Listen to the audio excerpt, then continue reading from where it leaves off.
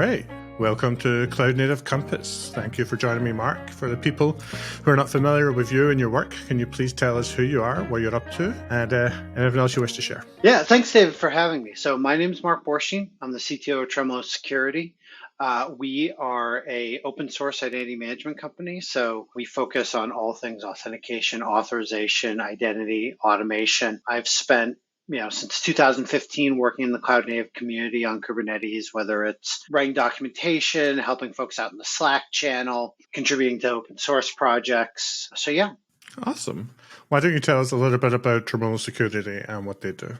So open source identity management. So that means a lot of things to a lot of people, especially in the cloud native world. The first part that you'll probably run into us is getting into your cluster via authentication. So probably our most popular tool is Open Unison. It lets you log in to your Kubernetes clusters, whether they're on-prem or up in the cloud, with whatever authentication system you have. So, whether that's LDAP, AD, Okta, Azure AD, doesn't really matter. Makes it so that you can get access to all of your cluster applications. So, there's kube control, right? But your cluster is made up of more than kube control. Out of the box, we'll do secure access to the dashboard, which folks really enjoy. And then, what are your other cluster management applications? You might have Prometheus and Argo, and all these different apps have their own SSO systems. So we integrate that and integrate it into your identity system, so that way it all just kind of works and users don't really have to worry too much about it. Nice. So let's go Open Unison, open source project that does identity management for Kubernetes. Now, I don't want to deviate too much from the questions that we kind of shared ahead of time, but I'm going to dive straight into an Open Unison question because I think it's interesting. Like, most people have a Kubernetes cluster. They get given a kube config that lasts for a very long time. Identity problem solved. Yes or no, right? I mean, it depends on who else you want to have access to your cluster. The trick with that kube control configuration file is it's a certificate that Kubernetes doesn't know how to revoke. So in the certificate world, if you want to make sure that somebody doesn't use a certificate that has already expired or you've revoked for some reason because maybe you emailed it to the wrong person, you accidentally checked it into a Git repo, there's a process called certificate revocation. Kubernetes doesn't know how to handle that. So, and that's actually one of the big audit findings every year when they do the security audit of Kubernetes is Kubernetes doesn't know how to do certificate revocation. And it's probably never going to know how to do certificate revocation. Can I just confirm what you mean by that? Sorry to interrupt. Do you mind if I just confirm what you mean by that, right? Like, what you're saying is if employee X works at our company, we give them a kube config, they have access to our production cluster. By saying that Kubernetes doesn't support revocation of certificates, if that person leaves, their kube config is valid forever, right? It's not like we say, well, turn it over with your badge and your pass, right? Like, it's not forever. It's for however long that certificate is defined for. So most certificates that Kubernetes gives you are issued for a year. Well, anything that changes within that year, so let's say you're embedding groups into the certificate, whatever, like Kubernetes, you can't change that. That certificate is self-contained. Kubernetes doesn't have any sense of users. It's not like most enterprise systems where there's an object that you update that says, this is what my user looks like. Kubernetes doesn't do that. So everything comes in through authentication, in this case, the certificate. So who you are, how long you're valid for, and what your groups are. And so when you get that certificate from Kubernetes, that's good for a year. If you get walked out the door or even more likely, you accidentally leak it, because we're humans. So it goes into the wrong email. It gets shared onto the wrong folder. It gets accidentally checked into a Git repo. There's nothing as a cluster operator you can do to make sure that that certificate and private key can't be used to access the cluster until it either expires or you rekey the entire cluster. So that becomes where, and I've got a blog post that gets into the details on why you don't want to use certificates for anything besides break glass in case of emergency. I did talk about it at Kubernetes Security Days a couple of years ago, or Security Con, whatever they're calling it these days. But yeah, certificates like break glass in case of emergency. You get your cluster, that shiny new certificate. You go put it in a vault somewhere that nobody has access to unless everything's gone haywire. And then you use, my preference is OpenID Connect or impersonation to access your cluster. So that way you're letting your identity system drive who has access rather than trying to own that all yourself as a cluster operator. Nice. I mean, I could go into that, but I don't know if I want that to be where we go in this survey, but maybe I'll ask the questions, and if we decide to strip it out later, we could do that. Sure. It sounds like there's maybe two trains of thought here for what people could do. Where they have this kube config and someone leaves their company. This to me feels like a real problem that we should probably strive. And there are solutions, of course, Open Unison and other tools. But, with the straightforward kube config thing, are there any admission controllers out there that can start to block access based on that authentication model because we know that person or that key has left? Or maybe a second approach is can we change the default time to live on service account tokens issued by the Kubernetes cluster? You can change the time to live on service account tokens. Service account token expiration is still pretty new. It became the default in 1.24, but if you give, so it depends on the way the service account is generated, or the token is generated. If the token is generated using the token request API and what's called projected directly into your pod, so that's the service account when your pod fires up, you go to the var run Kubernetes secrets, I think. That token now has an expiration date. If you try to use that token after the expiration date, you'll get a warning. But it'll still be accepted by default, unless the pod that it was projected into was deleted. So I think it's 1 hour is the default right now for service account tokens. But let's say you instead had it for, I think 10 minutes is the minimum, which is actually what I like to go with, to be honest. But I'm in security and I'm paranoid. So let's say you have that 10-minute service account token and that gets leaked, but the pod is still running. You can still use that service account token against the cluster by default.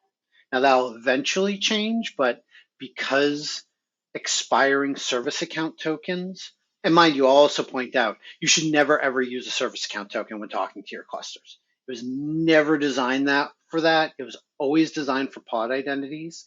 It was never designed to be able to hand to an external system the way you might a certificate. So that's another part of that. But the big issue with a lot of these questions around in cluster, are there things that we can do or features that can be added to Kubernetes in order to get around a lot of these issues, are the fact that would require the type of interaction and integration with things that you don't really want Kubernetes to be in charge of. So think about it from a standpoint of, well, why doesn't Kubernetes just have users, right? And why can't we just attach a password to it? Okay, how do you get the password to the user securely? Are you going to email it to them? Are you going to have a human email it? Or are you going to have an external system email it? Most passwords require to be reset periodically. And quite frankly, I don't want you using a password anyway. I want you using MFA. So now how are you going to get that second token? Are you going to type it in?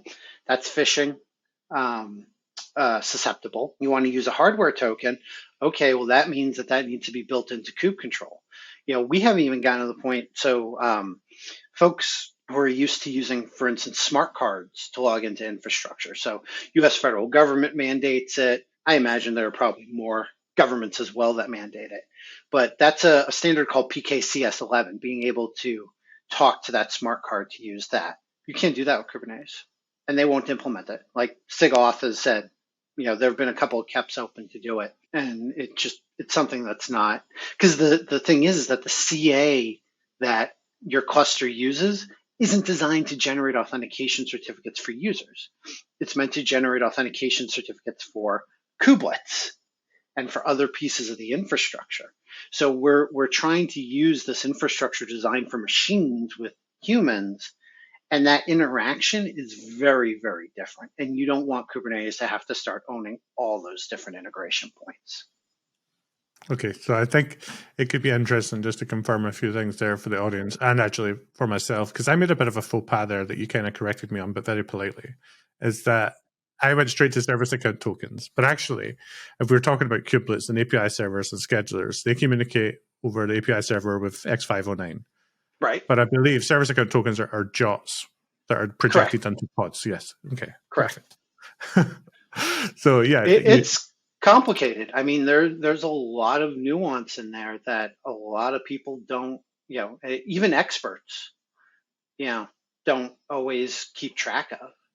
yeah, I mean, we're in 2023, and off-end and offset are still things that are difficult for one, and they're just. I don't think they're ever really going to get easier because, hackers exist. People are always going to try to exploit whatever system we put in place, which means they're always going to circumnavigate the protections we think that we have in place, and our posture is always going to have to continue to evolve. So yeah, fun times always. Yeah, I mean, the key to me is making it easy. Like it's just got to be easy. It's got to be simple. Can it be easy and safe? Sure, why not? I mean, I'll be honest, I've got customers that I'll securely log into my Kubernetes dashboard for them on this thing using a strong token. If I need to, but I can have a FIDO2 hardware token on this, even better on my iPad. It's a hardware token. It's biometric. So I've got to use my fingerprint to log in. It's a combination of that and a strong credential. And I'm working on my dashboard. I don't need kube control. I don't need, I'm not doing major deployment work, but if I've got to check the status of some pods or I've got to, kick off a cron job or something, that's a really easy way to do that. And it's secure. The tokens are only good for a minute. So if somebody gets a hold of that token, it leaks in one of a bazillion different ways. By the time they have it, unless they're like sitting there waiting to get it, by the time they have it, it's useless. So there are a lot of things we can do to make it a lot easier. Easy, that's relative, right? But easier, if I can make it so that accessing clusters is second nature, which from a security standpoint, I think that goes a long way to be able to make users more secure. Awesome. Well, we're 50 minutes into this episode. We haven't covered any of the questions that we planned and prepared. But I think we've given the audience a good taste of what we're going to be getting into. Typical day at the bar. Exactly. All right, I'm going to jump around the questions a little bit, just because there are a few things I want to cover, and we know what those are, but we've already talked about tokens, short-lived tokens. You're talking about authentication, and this is a topic that I've seen you speak about recently, right? When you were doing pipeline identity at KubeHuddle in Toronto just last week, which we were both there. It was great to kind of hang out in person. So maybe you could talk about what's that talk about? Why are we looking at tools like OIDC? How do these improve our posture, and why should people start taking this technology a bit more seriously? Yeah, so pretty typical use case in the Kubernetes world. You say, well, and this is one I hear a lot, I don't want users talking in my cluster. I want pipelines talking in my cluster. Okay, great. So how is your pipeline authenticating to your cluster? Oh, I give it a service account token. Well, service account tokens don't expire by default. So you're kind of back to that certificate place. Like you can delete a service account from the API server, but you have to have that process in place. You have to rotate, you have to get that. Service accounts were never designed to work that way. And so the point of the talk was, all right, if that's the anti-pattern, how do I get my pipelines to talk securely to my clusters? So we presented two approaches. The first was, let's pretend we're a user and do it that way. So we demoed a GitHub Actions pipeline, authenticating to an Okta identity provider using a service account. For the folks not on YouTube, I'm using my quotey fingers. Not a Kubernetes service account, but just a generic service account inside of Okta. I log into Open Unison, I get my tokens, and then I interact with my cluster the way I would with like any other user. And so the nice thing about that approach is we're not using certificates. We're using short-lived tokens for interacting with the cluster. But the major downside is now I'm building this custom automation between Open Unison and Okta. It's 10 lines of Python, which, big deal, but Okta changes its login process. Now that Python's broken. And of course, I mentioned MFA and how important MFA is before, right? I said that. So, okay, now I have a credential where I've disabled MFA. And there are ways you can still automate MFA. You can do it with like TOTP, which is the venerable Google Auth, your 6-digit code. That's relatively easy to automate, but still it's clunky. So it's better, but it ain't great. The last thing that we demoed was this idea of using your workflow identity. So just about every identity or workflow system, GitHub, GitLab, they all have their own sense of identity. And so what that usually means is a JWT that is injected into the workflow, usually as an environment variable that you can then use to identify yourself to your workflow API, but you can also use that to identify yourself to external APIs like a Kubernetes cluster. So what we did was we set up a project that we built called CI/CD proxy. It's a deployment of the Kubo IDC proxy with specialized Helm charts specifically for this use case, where it sets up an impersonating proxy. So in Kubernetes, what impersonation means is you authenticate however you want on the front to a reverse proxy, like an Nginx or something like that. And then there are special headers that get added to the request going down to the API server. And when the API server sees it, it does it on behalf of the impersonated user. So my workflow can be authorized to very specifically update the deployment, as an example. And so the nice thing about that is now there is no shared secret. The CI/CD proxy is pulling in what's called the OIDC discovery document. So that says, who's issuing these tokens and what public keys do I use to verify it. The token itself is short-lived. I think they're good for an hour on GitHub by default, which as these things go is pretty short-lived. And there's no shared secret. There's nothing to lose. And if GitHub decides to rotate its secrets, we'll pick it up because we're just pulling it out of an OIDC discovery document. Yeah, I want to make sure I understand how this works. I mean, and I've configured this before, so I'm going to try and apply this as an example, right? What we're saying here, what you're saying is that we have GitHub, who has this authentication system. They understand identity. They know when you're logged in because you've logged into their system, hopefully with MFA.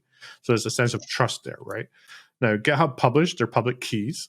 And I think what that means is what we're saying is when we get that jot from GitHub Actions, say, which is signed with the GitHub key, and it's identifying as a user, it's got a UID, a subject, whatever that is in the job. When we get that and verify it's signed with the public key that we know to be GitHub, we can make some assumptions that we trust this is user raw code from GitHub. And as such, we allow that user to map or impersonate another role within the other side of the wall. It's a little simpler than that. You can do it that way, but so every GitHub action, every run has a jot that identifies the workflow. So your username in JWT parlance, it's called the sub attribute or the sub claim.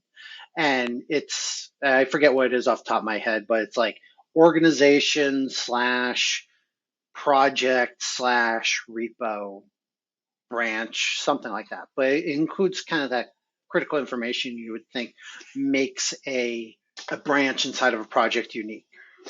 And so that JWT says it was issued by GitHub.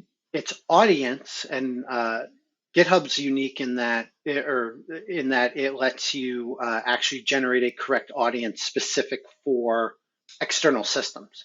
So Alex Ellis had written some code that showed how to do this, where you could get a custom audience. It wasn't particularly complicated, but I wanted it to be a GitHub action. So I took what I learned from him and create a GitHub action that we published in the marketplace so that this is just a one-line call.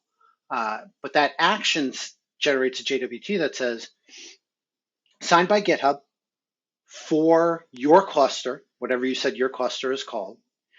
It was generated at this time. It expires at this time. And also don't use it before this time because, clock skews, right? And so now when I receive that token, the Kubo IDC proxy says, all right, was it signed by one of these keys from the issuer? Yes, good. Is it for my audience? Is it for me? Because I don't want to accept a token for somebody else. Yes, good. Has it expired? No. Perfect. So now I take those claims, and for workflows, it's typically just the sub. You don't generally get groups out of workflows. And that's the user ID that I now send to the API server.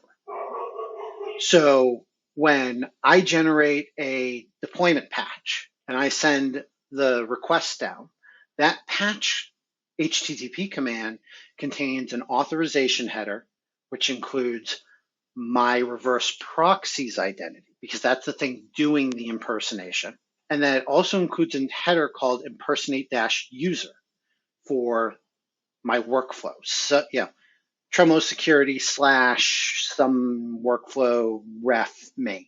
The API server takes that and looks for RBAC rules that associate with my impersonated user to make sure that I'm allowed to do the things that I'm trying to do, authorizes it, and then does the work. Then when you look in your API server logs, the event will have two identities. It'll have the identity of the reverse proxy, and you'll have the identity of the impersonated user. So that way you can track what work was done by who, even though it was done on behalf of the workflow, it wasn't done using the workflow's identity directly to the API server. Nice. There's a lot going on there. There is, but you know what? It's understandable, especially when you have someone like yourself that can walk us through the process and how it works. And I feel like I've already learned quite a lot in the first 20 minutes of this episode. So awesome. All right. Let's actually talk about what we were going to talk about now. So the last time we spoke, you actually dropped in this little nugget of knowledge that I didn't know before. And it's that you wrote a book on Kubernetes in the enterprise. And what I'd love to know is how you ended up writing a book. It's not an easy commitment to take on. Like I don't know who in the right mind would go, yeah, let's write a book. And not only write a book about Kubernetes. There's like 2 strikes. And then third, I'm going to write a book about Kubernetes on enterprise. Like 3 strikes. Like what the hell were you thinking? I'm a glutton for punishment. So how I got into the book was my co-author. So I co-authored the book with a gentleman named Scott Surovich, and he is also a customer of mine. So he's a customer of Tremolo Securities, and he was working on another book that he was asked to do a review of. And so he was doing a review of the book, and they really liked the feedback he was giving. And they're like, you really know your stuff. Would you like to write a book? And so he said, yeah, that sounds like fun. And so he started looking at, what goes into enterprise Kubernetes. He works at a big bank, and he wanted to, what are the things that he cares about day to day from running large scale Kubernetes clusters? So, we all talk about things like, service mesh, and, all these real sexy things, but, nobody's like backups. Ooh, I want that. And so, it was, what are those things that, load balancers? Oh, I really want to see those. And so he wanted to get into, some of that nitty gritty that, the enterprise world's just a little bit different. And so we started chatting, and he's like, I want to, what do you think about this? What do you think about that? And then after about an hour conversation, he's like, oh, this is stupid. Do you want to co-write it with it? And I was like, yeah, that actually sounds kind of fun. And so that's how I actually got signed on to co-author the book. For any aspiring authors out there, I will tell you, you're not going to make a lot of money off of it. It basically fuels my Kona coffee habit. But that's about it. But, it's fun. It is a lot of fun to do. And then, coming from an enterprise background, our customers are enterprises. My customers, even back in my private consulting days, were enterprises for the most part.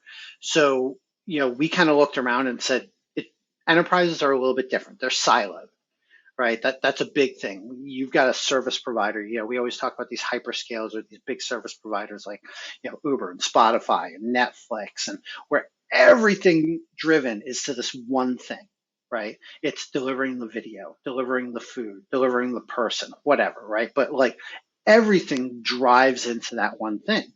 Whereas enterprises, you have thousands of silos that can be anywhere from a couple dozen users to a couple thousand users. And to the people in those silos, what they're working on is the most important thing and the most mission critical thing in the world because that's what they get paid for. And so uh, when you deploy something like Kubernetes, I know the DevOps gods will strike me down for saying silos are a good thing, but that's just the reality of enterprises. Everything's siloed because that's the management structure is a silo, silos of silos of silos. And so we wanted to build a Kubernetes book that addressed the technology from that perspective. So it's not really a beginner's book. I will give Scott really big props, though. He wrote scripts to be able to use Kubernetes and Docker for folks that aren't aware, where we use Kind for almost all of the workshops and the demos inside of the book and all the hands-on stuff. And like I use it every day. Like I'm like, okay, I need a cluster. I'm going to go run Scott's script, and boom, I have a Kind cluster up and running. So load balancers, authentication. We get into using OPA, Gatekeeper. We dive into GitOps, backups, Falco. The last chapter, we actually build out a namespace as a service with GitOps. So Argo, Open Unison, Tecton, and GitLab, and building it out so that you can log in, request the namespace get created. It generates all the Git repos and everything. So it really dives into a lot of the nitty gritty, and it's more than a cookbook, it's more than a theory book, but it's not quite a cookbook. Like we didn't want to say here are specific recipes to use. We wanted to say here are common use cases and common things that you see in an enterprise. Here's how we're tackling them and why. And here are the exercises that you can use to kind of get your claws sharp on it. Nice.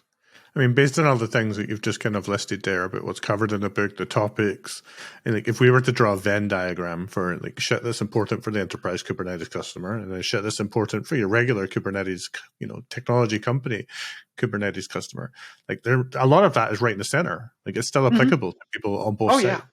Obviously the communication structures, the legacy procedures, backup and restore DR is going to be slightly different on the enterprise side.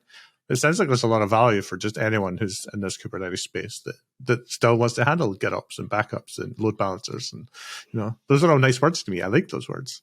Yeah, there is definitely a big center area. I think where the change, where the edges are, where that overlap isn't, is a lot of it is around things like policy, stuff that we, Yeah, I might don't like that say, word. yeah, people don't like that word. I'm a security guy and I don't like that word. But policy, checking the box, we all joke about it, but we have to do it. We have no choice. Sometimes legally we have to do it. And making it so that there's a understanding control. So give me an example. A lot of folks will say to me, well, my cluster runs in pick your favorite cloud, and that cloud has its own IAM. Why wouldn't I just use that cloud's IAM for authentication? And the reason is, the question is, do you want to be, as the cloud team, responsible for when something doesn't work that you don't have control over? In this case, authentication and authorization. So if I'm running an AWS cluster as an example, EKS, right? I get that little config map. So for folks that don't use EKS or aren't aware, EKS has a config map that it uses for RBAC authorization. So that's where you define your IAM roles that are authorized, and you map it to users and groups that then Kubernetes uses for RBAC. Well, do you as the cloud team want to be responsible for that? Sometimes the answer is yes, because of the way the organization is. And I find that a lot of times in service providers, that answer is yes, because of the way that the silos have been streamlined. But in enterprise world, do you want to be the one that gets called into a meeting every time there's a problem, even if it's not your fault, but you still have to defend your team and your situation? So what I'll often find, and this is true of any centralized service, where the first implementation is this attempt to build this really stringent, like, this is our vision, this is how it's going to work. It's a product. Again, folks listening at home using my quotey fingers. And then the problem becomes all these little corner cases that come up and you're not able to handle it. And now you're going in front of the, it might be the CIO, it might be director, or whatever, but they're saying, hey, this is your fault because I don't have access to be able to fix these things. And so you get a pendulum swing where it says, you know what? I don't want anything to do with this. Everybody gets cluster admin for everybody, right? And then security is your problem. And so now you get this big other swing where it's like, okay, we're going to leave everything completely open and I'm sure it'll be fine. What's the worst that could happen?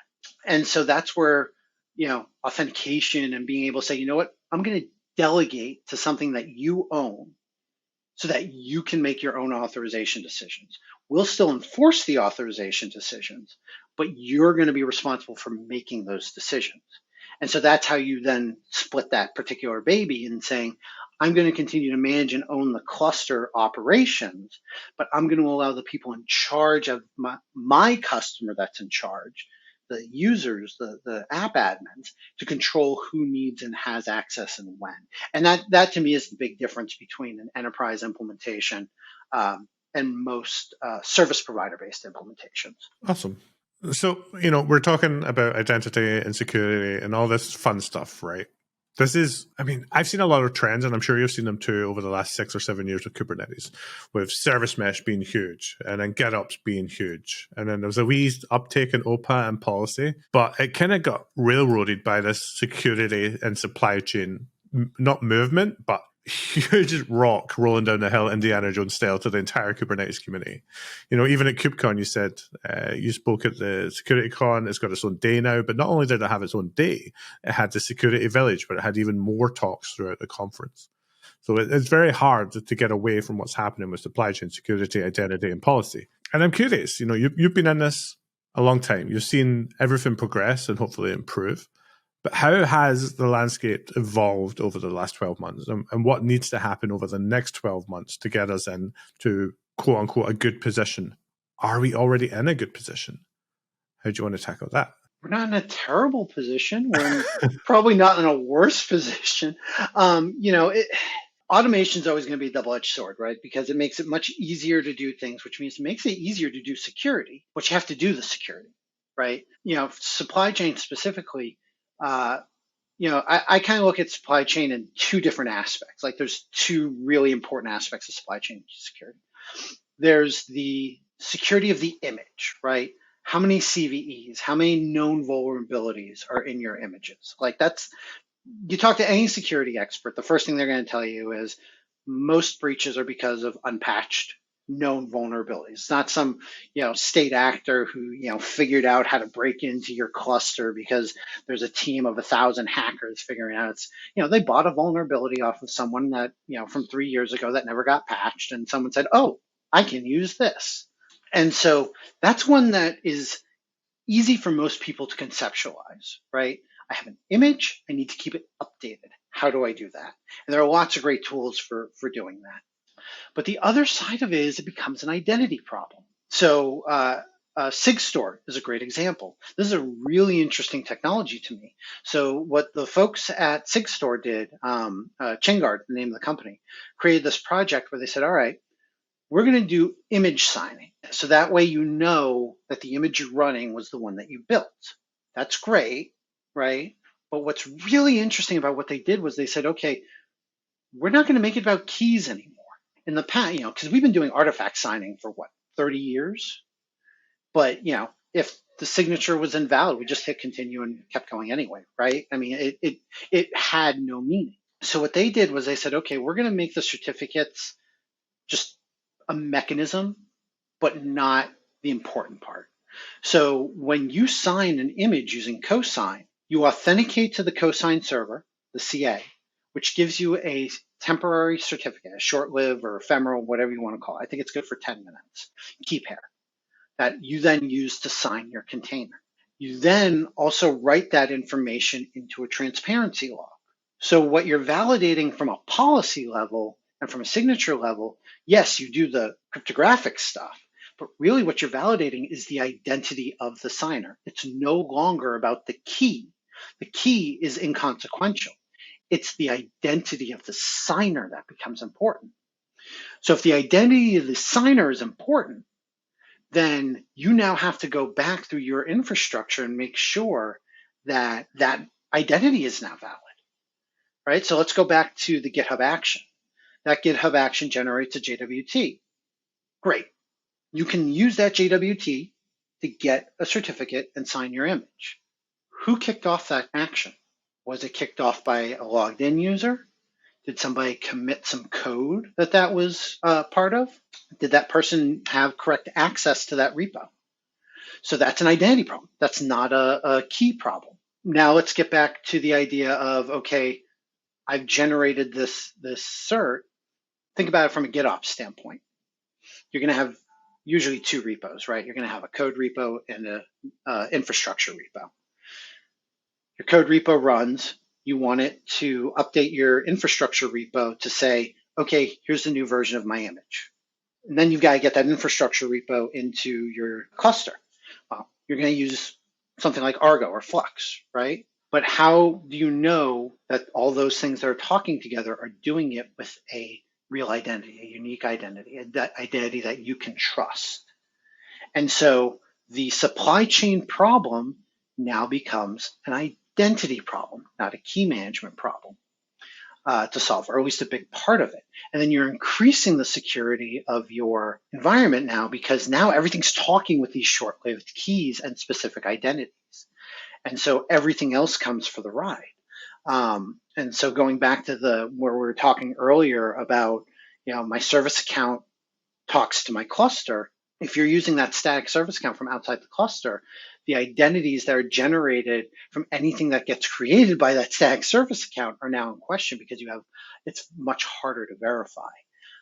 So I'm actually going to be out at Identiverse. Well, it's next week now. I don't know when this is going to publish. It's the first week of June. And that's actually an identity management focused conference talking about this and showing, doing a lab of how do you securely provision your environment to actually get out of SigStore what you're hoping to get out of it. It's kind of like, I like to explain it as it wasn't the astronomers that solved cross-Atlantic navigation. It was the watchmakers. It's not going to be the cryptographers that sign supply chain security. It's going to be the identity management experts because it's that lower level problem that then bubbles up to everything else. Awesome. I think that monologue is a pretty good way to end the episode, besides the Shameless Plugs. That was great. Thank you. All right, Mark, it's been an absolute pleasure. Thank you so much for your time today and for sharing all of this wonderful security information with me and with the audience. Please take a moment now to give us more information on your company, your products, any shameless plugs, anything at all that you want to share before we finish up. Yeah, and thanks for having me, David. I always have a blast. So you want to learn how to simplify access to your clusters, go to openunison.github.io. All our stuff is open source. Everything's documented there. You can ask issues on GitHub. Happy to handle there. Of course, support contracts, always available. And then if you're interested in using our CI/CD proxy for managing access for your clusters from your workflows, that is cicdproxy.github.io. Again, 100% open source. And helps you automate that as well. That'll do your ingress controllers. That'll do your RBAC rules. That simplifies that entire deployment process for you. All right. Thank you very much.